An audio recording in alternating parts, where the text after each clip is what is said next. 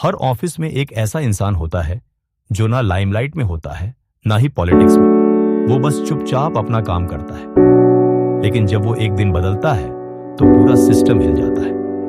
आज की कहानी है ईशान वर्मा की, एक शांत लड़का जो एक दिन सबका हीरो बन गया। सिर्फ बोलने से नहीं होता, काम करने से असर होता है। मुंबई की भीड़भाड़ वाली सड़कें और उसके बीच खड़ी एक ग्लास वॉल्स से बनी हाईटेक बिल्डिंग, वाईटेक प्राइवेट लिमिटेड, जहां हर कोई अपने प्रमोशन के लिए लड़ रहा था। लेकिन वहीं एक शख्स था जो लंच ब्रेक में कोने वाली टेबल पर बैठकर चुपचाप दाल चावल खाता था। ईशान वर्मा, ना इंस्टाग्राम पर एक्टिव, ना मीटिंग में शोर मचाने वाला, लेकिन उसकी आंखों में था कुछ अलग, जैसे वो सब कुछ देख रहा हो, समझ रहा हो और अंदर ही अंदर कुछ बड़ा प्लान कर रहा हो। यार, ये ईशान करता क्या है? पूरे साल ना किसी प्रोजेक्ट में शाइन करता है, ना मीटिंग में बोलता है, किसी ने पीछे से कहा।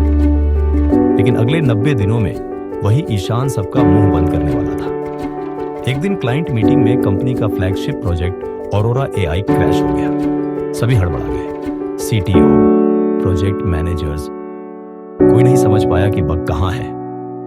मीटिंग रूम में बॉस चिल्ला रहा था, who is responsible for this failure?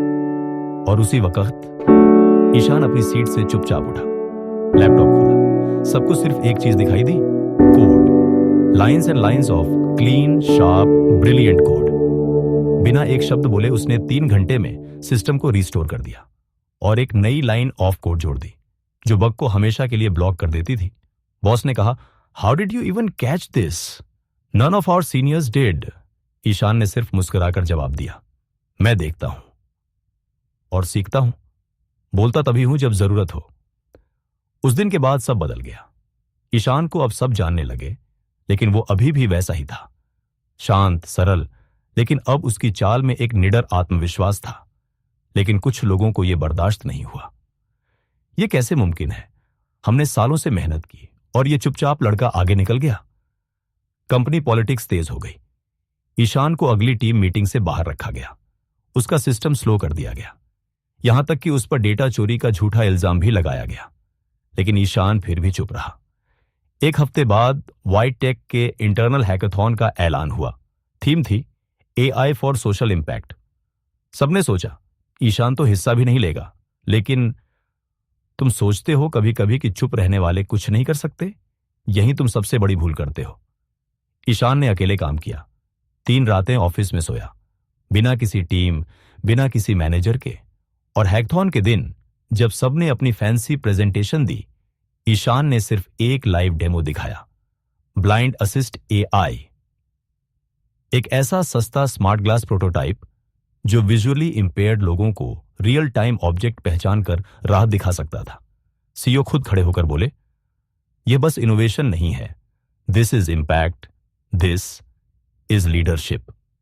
कई महीनों बाद कंपनी के नए डिवीजन का नाम रखा गया, आई वर्मा लैब, जहां नई टेक्नोलॉजी और इनोवेशन को बढ़ावा दिया जाता है।